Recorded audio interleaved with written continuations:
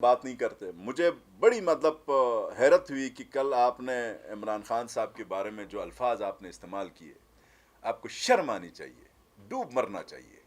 آپ نے خالد خورشید ایک شریف گھر کا بیٹا ہے, اور پتہ نہیں اس کے والد محترم جب عدالت میں تھے تو تم لوگ کتنی دفعہ جا کے فریادیں کرتے رہے ہو. آج جس طریقے سے آپ اس کو لینگویج یوز کرتے ہو, اس سے زیادہ میں تمہارے بارے میں کر سکتا ہوں, لیکن مجھے میرے خاندان نے, میرے گھر والوں نے ذات کے اوپر بات کرنے کو نہیں کہا. اور سب سے زیادہ تمہیں میری سیٹ برداشت نہیں ہو رہی ہے. یہ عوام کی دی ہوئی سیٹ ہے. انشاءاللہ اتنی ایک ترقی کرواؤں گا اپنے حلقے کے اندر کہ اگلی دفعہ تمہیں تیسرے نہیں, تمہیں چوتھے نمبر پہ. تم نے 11,000 ووٹ لیے 2015 میں, مجھے تم کہتے ہو, حالانکہ میں نے 7,000 ووٹ لیے اس دفعہ. تمہارے 11,000 ووٹ بڑے جائز ہوتے ہیں, پہلے پوزیشن میں آتے ہو, اور میرے 7,000 ووٹ وہ تمہیں ناجائز تمہیں لگتا ہے. تو میٹھا میٹھا ہپ ہپ کڑوا کڑوا تھو. اور خاص کر کے اتنا یہ چھوٹے دل کا آدمی میں نے اس کو دیکھا کہ جب تک وفاق میں پی ٹی آئی کی ہی حکومت تھی اور یہاں پہ پی ٹی آئی کی گورنمنٹ تھی, اس کی اس کے وہ چوہے بلی کی طرح کوئی اس نے پی ٹی آئی کے خلاف, اس کے عمران خان کے خلاف یا خالد خورشید کے خلاف اس نے بات ہی نہیں کی. اور آج جب وہاں پہ گورنمنٹ آ گئی ہے اور اس کو پتہ نہیں یار, اتنے مت ڈرو. اور میں یہ کہوں, بیک دی ڈور آپ نے جو پی ٹی آئی کی حکومت سے جو مفاد لیے ہیں, اور میں آج اپنی لیڈرشپ جو پروونشل لیڈرشپ ہے اس کو میں خود بھی پرسنلی طور پہ ایک حلقے کا منتخب نمائندہ, سینٹر کا منسٹر, 2 پورٹ فولیوز میرے پاس ہیں. میں کلیئر کر دوں کہ جو نوازشات اس کے اوپر کی گئی ہیں, ہفتے کے اندر ان نوازشات سے بیک نہیں ہو گئے تو میں اپنی حکومت کے خلاف بھی بات کرنے میں مجبور ہو جاؤں گا.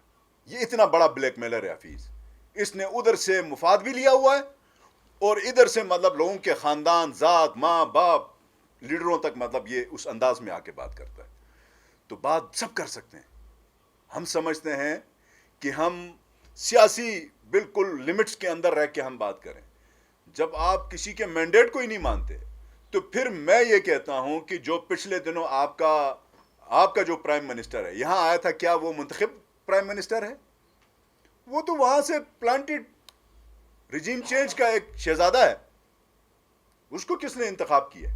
وہ کس مینڈیٹ کے تھرو آج پرائم منسٹر آف پاکستان ہے؟ بالکل نہیں ہے. میں نہیں مانتا, ہم نہیں مانتے, پی ٹی آئی پوری نہیں مانتی.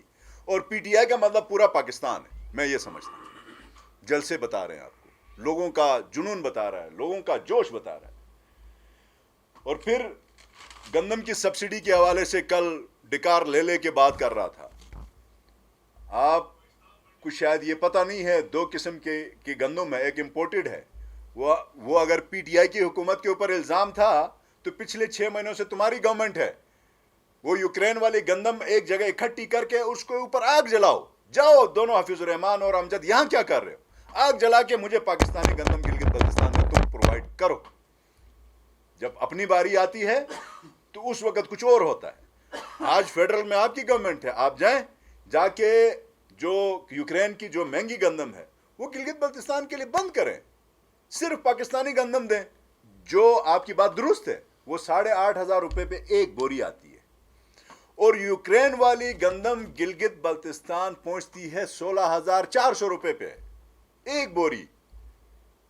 آج آپ جائیں, آپ کو روکا کس نے ہے؟ اور پر منتھ 30,000 بوری جو ڈیڈکٹ ہوئی ہے, کس کے دور میں ہوئی ہے, کس نے کروائی ہے؟ وہ سارے لیٹرز بھی میں سوشل میڈیا کو پرووائڈ کروں گا, آپ لوگ ضرور لگائیں. حقائق کا پتہ چلنا چاہیے. یہ نہیں کہ اچانک حافظ صاحب اتنے بفر گئے کہ آج دل, دماغ, ضمیر مانتا ہی نہیں ہے اس آدمی کو حافظ کہیں.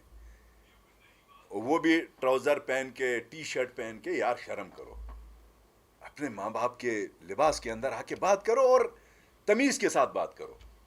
آپ اگلے آدمیوں کو آپ بہت سستا لیتے ہیں. امجد صاحب بھی سستا لیتے تھے. ایک پورا علاقہ, ایک پورا ڈسٹرکٹ, ایک پوری قوم, آپ اس کو بالکل لائٹ لیتے ہیں. بہت بری بات ہے یہ. गिलगित बल्तिस्तान का हर बंदा खुददार है, हर इलाका खुददार है, हर कौम खुददार है।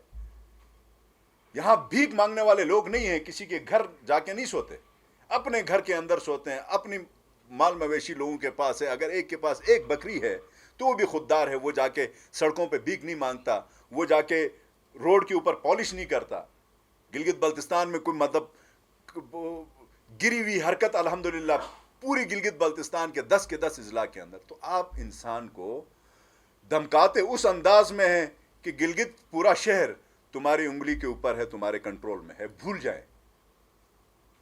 और यहाँ जो मुनाफरतें फैलाई गई हैं इससे पहले बदकिस्मती से, और ख़ुद को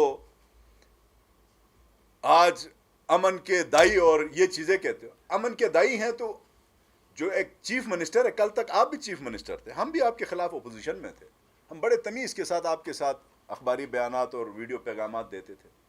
लेकिन आज आपको पता नहीं अचानक क्या हो गया, हम ये करेंगे वो करेंगे, नहुसत तो गंदी ज़बान इस्तेमाल, बड़ा दुख हुआ है।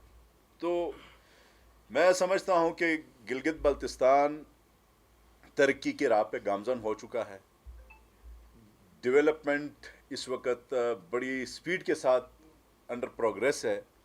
इस डेवलपमेंट को इंशाल्लाह हम रुकने भी नहीं देंगे, और इसके ऊपर इस किस्म के जो सियासी नौसरबाज और जो शिकस्त खुर्दा जो अनासिर हैं, उनकी उन बातों की तरफ आके इंशाल्लाह उस पर कोई वीकनेस कमज़ोरी नहीं आएगी, भले वो हेल्थ डिपार्टमेंट हो, एजुकेशन डिपार्टमेंट हो, और रिफॉर्म्स गिलगित बल्तिस्तान के हवाले से हों, तो इंशाल्लाह स्पीड के साथ काम होगा।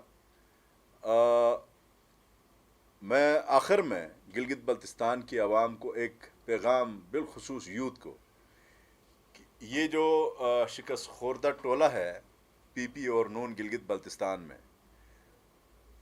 मैं चाहता हूँ कि हमारा ये टेन्योर, अगर घड़ी की सुई सेकंड के हिसाब से टिक टिक में जो चलती है वो थोड़ी स्पीड लगाए, और ये टेन्योर थोड़ा जल्दी में हमारा पूरा हो जाए।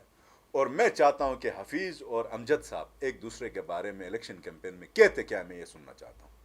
आज जो भाई बने बैठे हैं ना, वो कल को इंशाअल्लाह मैं आपको बताऊंगा, एक शियों का आगा होगा, एक सुनियों का काजी होगा। ये वो दोनों डाकू हैं। तो लिहाजा आप आज नाप तोल के बोलें, तरीके के साथ बोलें। हमने कोई मजहब का कांदा इस्तेमाल करके हम इस इक़्तिदार में नहीं आए। आप दोनों उसकी मतलब पैदावार बने हो, आपको खुद पता है। तो आखिर में आवाम खुद समझती है, देखती है, और ख़ास करके लास्ट में हल्का नंबर 2 में जो तरक्की के जो फीते कटे जा रहे हैं, मेरा इधर से कैंची से फीता कट रहा है, भाई मेरे का कलीजा फट रहा है। अल्लाह हाफ़िज़।